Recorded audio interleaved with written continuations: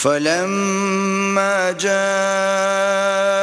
آل لوط المرسلون پھر جب فرشتے لوط کے گھر گئے قال إنكم قوم منكرون تو لوط نے کہا تم تو ناآشنا سے لوگ ہو.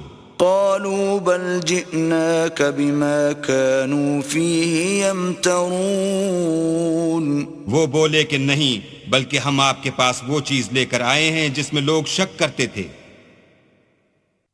وَأَتَيْنَاكَ بِالْحَقِّ وَإِنَّا لَصَادِقُونَ اور ہم آپ کے پاس یقینی بات لے کر آئے ہیں اور ہم سچ کہتے ہیں.